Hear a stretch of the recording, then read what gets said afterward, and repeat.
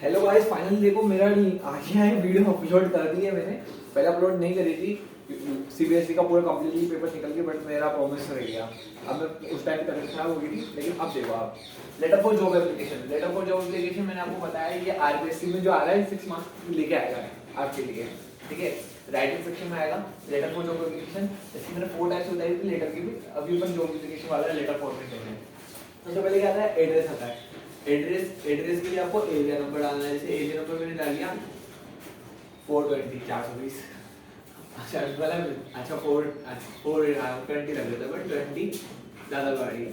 अपने ये एरिया लिख दिया, एरिया लिख दिया। एरिया लिखने के बाद आप लिखोगे यहाँ पे सिटी लिख दी, ठीक है। अगर क्वेश्चन में गिवन है इमेज दैट यू आर ये ऐसा कुछ हो तो वो वहाँ पे एड्रेस भी आपको उनका लिखना है, वरना अपना लिख दिया आपने। डेट, अब देखो डेट के पहले आपको स्किप वन लाइन स्किप कर देना। वन लाइन स्किप करके आप डेट लिखोगे, कंप्लीट डेट लिखनी है। डेट मींस अगर मैं फर्स्ट लिख रहा हूँ तो फर्स्ट सेकंड थर्ड फोर्थ ये तो आपको पता ही है ना। जैसे मैं लिख दिया 3 जुलाई, जुलाई कंप्लीट मंथ लिखा। उसके जस्ट बाद आपको ईयर लिखना है, हो गया। Skip one line again. अब यहाँ पे आपको लिखनी है पोस्ट। मैंने आपको बताया था कि पोस्ट एडिटर में, यहाँ पे एडिटर की पोस्ट आ जाती है। यहाँ पे पोस्ट किसकी लिखनी है, मैनेजर की लिखनी है। अपन किसी मैनेजर को लिख रहे हैं या फिर सीईओ को लिख सकते हो, आप डायरेक्टर को लिख सकते हो, कंपनी के रेलेवेंट प्रिंसिपल के लिख सकते हो। किसके लिए आप लिख रहे हो वो इंस्टीट्यूशन के लिए अकॉर्डिंग अलग हो गया। कंपनी नेम जिससे जॉब रिलेटेड है, जॉब अगर आपकी एडिटर से रिलेटेड है तो अपन कंपनी कौन सी न्यूज एजेंसी है, ठीक है। अगर जॉब आपकी मतलब किसी टीचर से रिलेटेड है तो वहाँ पे एम्प्लॉयमेंट के लिए आप क्या लगाओगे, किसी स्कूल का नेम लगा दोगे या फिर किसी इंस्टीट्यूशन का नेम लगा दोगे, इसके ऊपर डिपेंड होता है अपना कंपनी नेम।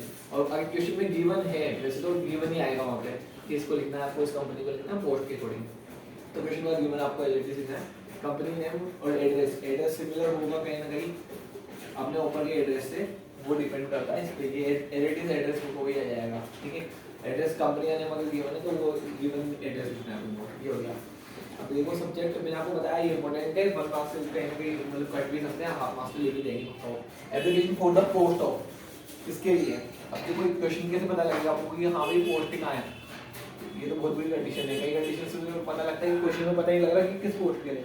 पोस्ट अबाउट 4 के बाद या फिर 2 के बाद कुछ लाइन लिखी हुई है, कॉपी पेस्ट कर देना अगर आपको सब्जेक्ट लिखना तब भी नहीं आया तो। डियर सर, अब आपको ये लाइन एडवर्टाइजमेंट करनी है जो मैंने आपको लाइन लिख के दी है। किस रेस्पॉन्स में, आपके एडवर्टाइजमेंट के रेस्पॉन्स में, ठीक है। आपने एडवर्टाइजमेंट में क्या निकाली थी, पोस्ट निकाली थी, ठीक है। In the response of your advertisement, आपके एडवर्टाइजमेंट के पोस्ट रेस्पॉन्स में, ठीक है। फॉर द पोस्ट ऑफ आपने पोस्ट निकाली थी न्यूज़पेपर में, न्यूज़पेपर का नाम लिख देना है, यहाँ पे आप डेट लिख देना है, इतनी तारीख को मेरे को पोस्ट लिखी मैंने, ठीक है। I offer my candidature for the same, अपने आप को मैं उसी पोस्ट के लिए, मैं अपने आप को उसी सेम पोस्ट के लिए कैंडिडेट मानता हूँ, ठीक है। और मैं ये रिज्यूम अपना इनक्लोज कर रहा हूँ, यानी मैं यहाँ पे मैं अपना रिज्यूम भी साथ में भेज रहा हूँ। यहाँ तक का हो गया, आगे देखो।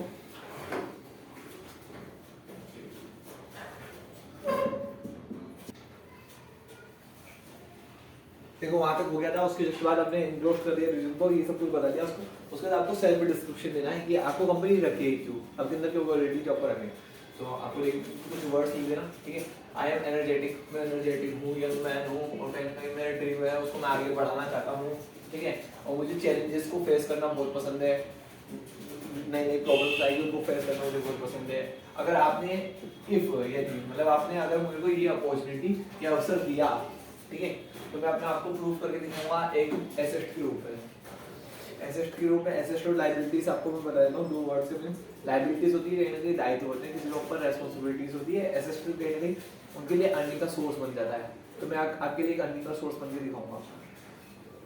फिर इसकी 1 लाइन थिंकिंग यू लिखा आपने, फिर इसकी 1 लाइन वाज फेथफुली लिखा। अब यहाँ पे स्किप नहीं करनी आपको, 1 line name as it is लिख दिया, फिर इसकी 1 लाइन आपको रिज्यूम लिख दिया, ठीक है।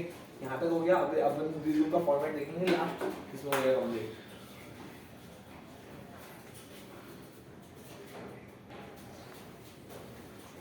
अब रिज्यूम लिखना है आपको, रिज्यूम बहुत सिंपल है। रिज्यूम सबसे पहले आपका नेम देखो, अपनी आइडेंटिटी कहीं मत देना, ठीक है। मतलब आपको सेल्फ नेम नहीं लिखना, आपको क्वेश्चन गिवन है क्वेश्चन नेम लिखना है, और उसके बाद क्वेश्चन गिवन भी नहीं है तो भी आपको अपनी आइडेंटिटी दूसरे का नेम लिख देना है। फादर्स नेम, फिर डेट ऑफ बर्थ, अब देखो डीओबी यहाँ पे रिप्रेजेंट किसको करता है, डेट ऑफ बर्थ यानी आपका जन्मदिन की डेट वो आपको यहाँ पे मेंशन कर देनी है, ठीक है।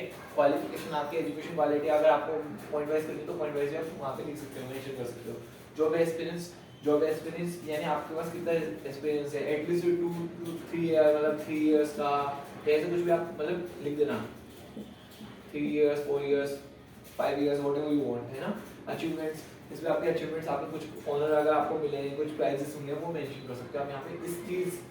स्किल्स देखो, स्किल्स से भी थोड़ा बहुत अच्छे से मतलब रिज्यूम का फॉर्मेट थोड़ा अच्छा है, कहीं ना कहीं आप यहाँ पे लिखते हो कम्युनिकेशन स्किल्स है, आपके पास लीडरशिप स्किल्स है ना, वो आप मेंशन कर दो। अच्छा 1 पॉइंट मैंने ऐड करना भूल गया, तो वो आप ऐड कर देना, क्या था, लैंग्वेज। लैंग्वेज में आपकी नॉन लैंग्वेज आप लिख सकते हो, हिंदी इंग्लिश लिख सकते हो आप, नॉन लैंग्वेज। एक्सपेक्टेड सैलरी आप पोस्ट के अकॉर्डिंग देखना, डिजर्व जो करते हो आप वो लिख सकते हो आप। हॉबी आपको जो आपकी हॉबी है वो आप मेंशन कर दो, इंटरेस्ट आपका जिसमें, वो ईमेल एड्रेस करा और देन एंडोर्स कर दिया, उसे बॉक्स पैक कर दिया, कंप्लीट हो गया आपका। इतना सा करना है, 6 मार्क्स मिलना ही करना है, ठीक है।